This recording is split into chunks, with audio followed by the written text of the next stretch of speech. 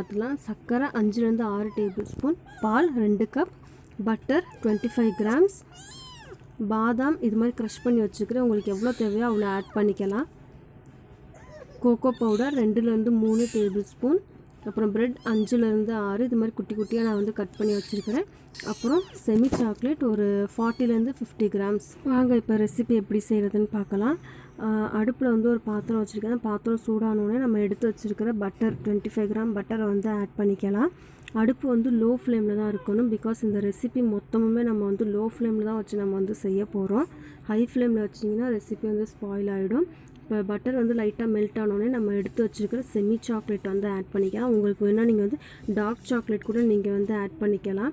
இப்போ சாக்லேட் வந்து மெல்ட் ஆகிறதுக்கு கொஞ்சமாக வந்து பாலை வந்து ஆட் பண்ணிக்கலாம். இப்போ நல்லா மிக்ஸ் பண்ணிவிட்டு சாக்லேட் வந்து மெல்ட் ஆகிற வரைக்கும் நம்ம வந்து வெயிட் பண்ணலாம்.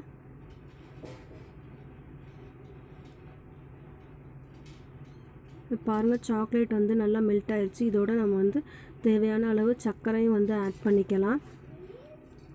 சர்க்கரை வந்து நல்லா வந்து கரையணும். கரைஞ்சதுக்கப்புறமா நம்ம எடுத்து வச்சுருக்கிற கோகோ பவுடர் ஒரு 2லேருந்து 2 டேபிள் ஸ்பூன் வந்து ஆட் பண்ணிக்கலாம். உங்களுக்கு கோகோ பவுடர் பிடிக்கல அப்படின்னா நீங்கள் அதை ஸ்கிப் பண்ணிட்டு நீங்கள் வந்து மொத்தமாக வந்து சாக்லேட்டை மட்டுமே நீங்கள் வந்து ஆட் பண்ணிக்கலாம். இப்போ நல்லா வந்து மிக்ஸ் பண்ணிக்கலாம். இந்த ரெசிபி பார்த்திங்கன்னா யாருக்கு பிடிக்குமோ இல்லை, எக்ஸ்பெஷலி குழந்தைங்களுக்கு வந்து ரொம்பவே வந்து பிடிக்கும். பிகாஸ் என்னோட பசங்க வந்து இதை ரொம்பவே வந்து விரும்பி சாப்பிட்டாங்க. திருப்பி வந்து எனக்கு இன்னொரு நாள் இதே மாதிரி வந்து செஞ்சு கொடுங்கம்மா அப்படின்லாம் கேட்டாங்க அவங்க. ஸோ இந்த ரெசிபி நீங்கள் வந்து உங்கள் வீட்டில் கண்டிப்பாக வந்து ட்ரை பண்ணி பாருங்கள். இப்போ பார்த்திங்கன்னா நல்லா வந்து கொதிக்க ஆரம்பிச்சிருச்சு. இந்த கன்சிஸ்டன்சியில் தான் இருக்கணும். நல்லா பார்த்துக்கோங்க. ரொம்ப தண்ணியாகவும் இல்லாமல் ரொம்ப கெட்டியாகவும் இல்லாமல் இந்த கன்சிஸ்டன்சியில் இருந்தால் ஓகே. இப்போ அடுப்பை ஆஃப் பண்ணிவிட்டு நம்ம வந்து கட் பண்ணி வச்சுருக்கிற ப்ரெட்டை வந்து ஆட் பண்ணிக்கலாம். அதோடு நம்ம வந்து க்ரஷ் பண்ணி வச்சுருக்கிற பாதாமே வந்து சேர்த்துக்கலாம். உங்களுக்கு பாதாம் பிடிக்கலைன்னா நீங்கள் வால்நட்ஸ் கூட நீங்கள் வந்து ஆட் பண்ணிக்கலாம்.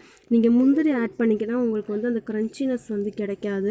ஸோ நீங்கள் பாதாம் இல்லைனா வால்நட் 2ல் ஏதாச்சும் ஒன்றை வந்து யூஸ் பண்ணிக்கோங்க.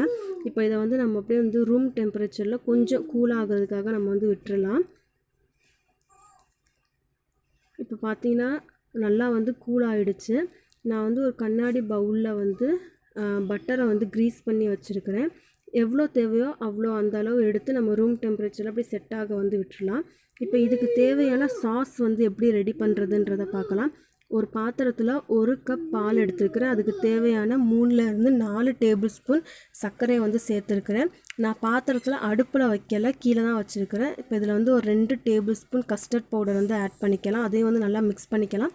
பால் வந்து நல்லா ஆறி இருக்குது, சூடாக இல்லை. சூடாக இருந்தால் கஸ்டர்ட் பவுடர் வந்து மிக்ஸ் ஆகாது, கட்டி கட்டியாக அங்கங்கே இருக்கும், கரையவே கரையாது. ஸோ பால் ஆற விட்டுட்டு அதுக்கப்புறமா நீங்கள் வந்து ஆட் பண்ணுங்கள். இப்போ அடுப்பில் வச்சு நம்ம சாஸ் பண்ண ஆரம்பிச்சிடலாம்.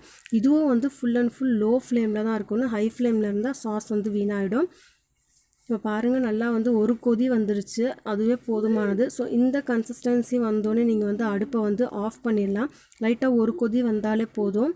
பார்த்தீங்கனாலே உங்களுக்கு தெரியும், அந்த சாஸ் கன்சிஸ்டன்சி எல்லாருக்குமே வந்து நல்லாவே தெரியும்.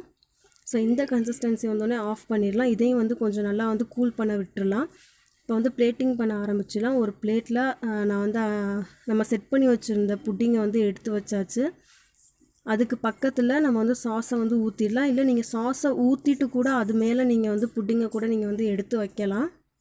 இது உண்மையிலே பார்க்குறதுக்கும் ரொம்ப அழகாக இருக்குது அண்ட் சாப்பிட்றதுக்கும் உண்மையிலே ரொம்ப ரொம்ப ரொம்ப டேஸ்ட்டாக இருந்தது. என்னோடய பசங்க வந்து வீடியோ சாப்பிட்றது வீடியோ எடுக்கலான்னு தான் பார்த்தேன். பட் ஆனால் அவங்க அதுக்காக வெயிட் பண்ணவே இல்லை. நான் வீடியோ எடுத்து முடித்த கையோடய அவங்க வந்து சாப்பிட ஆரம்பிச்சிட்டாங்க, சாப்பிட்டு முடிச்சுட்டானுங்களும் கூட. ஸோ இந்த ரெசிபி வந்து நீங்கள் வீட்டில் கண்டிப்பாக ட்ரை பண்ணி பாருங்கள். குழந்தைங்களுக்கு வந்து உண்மையாக ரொம்பவே பிடிக்கும் இந்த ரெசிபி. அண்ட் இந்த வீடியோ உங்களுக்கு பிடிச்சிருந்தால் லைக் பண்ணுங்கள், ஷேர் பண்ணுங்கள் அண்ட் மறக்காமல் என்னோடய சேனல் சப்ஸ்கிரைப் பண்ணுங்கள். பக்கத்தில் இருக்கிற பெல் ஐக்கானே கிளிக் பண்ண மறந்துடாதீங்க. பாய்.